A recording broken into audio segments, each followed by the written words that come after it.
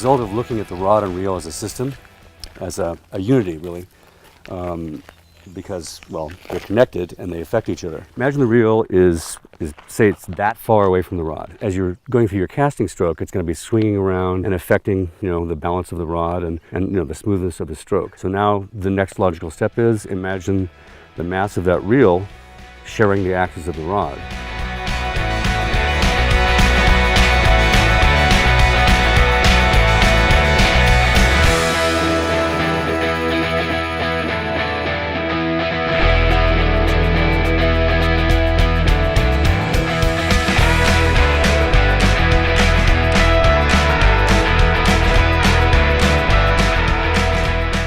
So what we've got is two identical rods, lines right down to the fly. Yep, I can see that. And we'd like you to cast both and just tell us what you think. Now this is the first time I've cast a center axis rod, and you can feel a difference in the balance. And then I'm not sure exactly how a copywriter would write this feeling, but just for me, I feel like I'm really just in tune with the rod and the line and what I'm doing, the type of cast I'm doing. The weight of the reel just sort of out of play. It sort of is just blended into the whole casting stroke.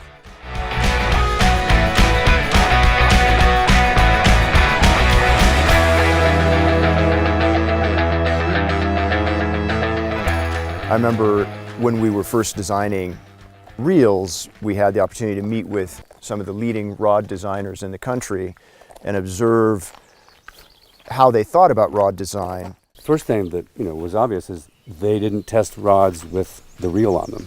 Right. And the explanation that I heard was that it was easier for them to feel the nuances of the rod action without the weight and without the mass of the reel muddying up the experience. So I remember one of the takeaways was make the reel as light as possible in a standard foot format, which you then did by creating the world's lightest machined reel. But even better than that, take that mass and move it, de-lever it, right? Move it into alignment with the center axis.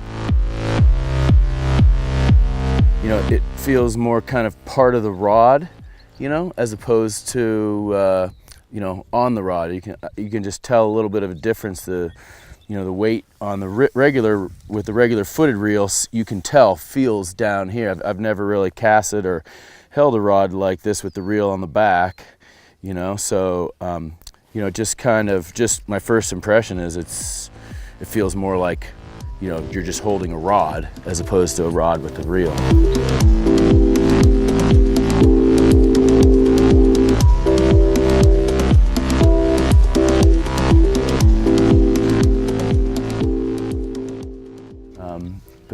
This one here just kind of feels like, the rod becomes more part of your arm than a separate tool.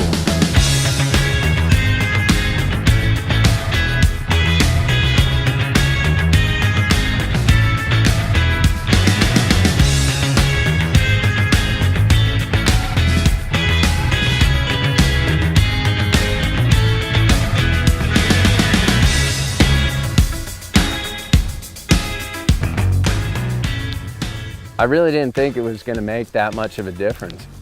Definitely feels a lot different. Is it the same weight as the traditional setup?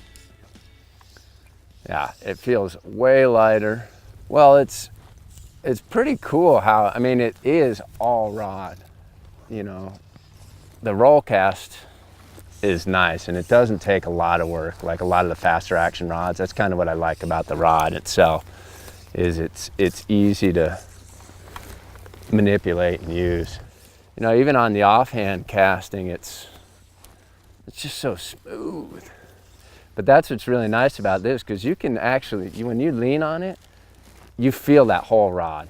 So I'm really happy to see that you actually built a really good rod. I think you just have to learn to let the rod do the work, and that's what's kind of nice, because you don't have to lean into it. Of course, that's one of the things I like. I'm not a huge believer in the overlining a faster action rod to slow it down.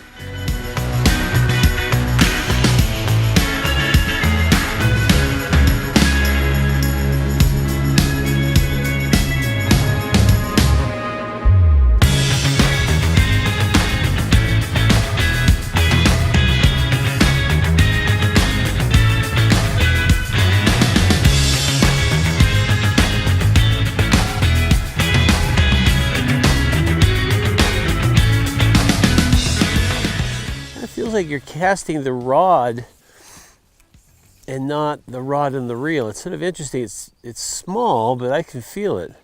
It's more like the rod and you are talking and not the weight of the reel talking to you. One thing I've noticed, and I'm sure it was meant to be, was just the ease of roll casting. This is just the type of rod that you have progressive power down low and it goes up to the tip, and it's just beautiful to roll cast for, picking up line and just roll casting for a fishing cast. It's one of the easiest roll casting rods I've ever used. It's absolutely effortless and it really goes. That's a nice thing to have in a rod. And I think that sets it up as a type of rod that has smooth, even power. And you can really muscle out some line with it. But today here on a spring creek, this is just ideal for these delicate little reach casts and just fishing. Just not necessarily just getting out and casting a mile of line, calling that a good rod. This is a great fishing rod.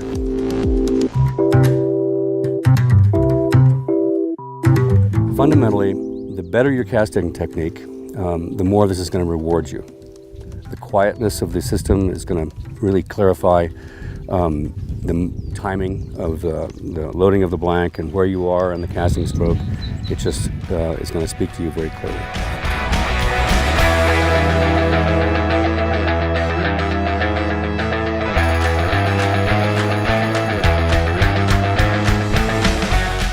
It just feels more pure. It feels like you're getting you're taking away some of the noise and you're getting the same of what you want, but taking away noise. So I think you guys figured out why it needs to be different before you made it different. You're not different to be different. There's a function, and it worked. I don't know. I think this is how fishing is supposed to feel.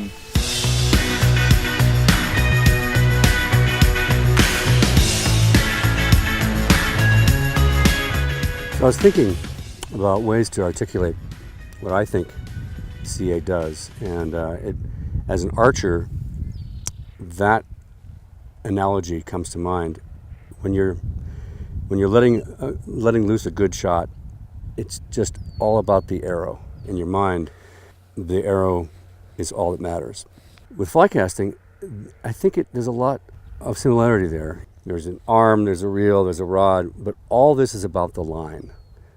It's all about getting the line straight behind you so it can absorb energy and accelerate.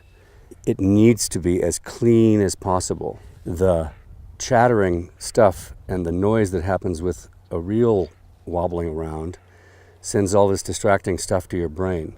And now, if it's all lined up, all the energy goes into accelerating the line, and it's just this beautiful loop that you can set loose.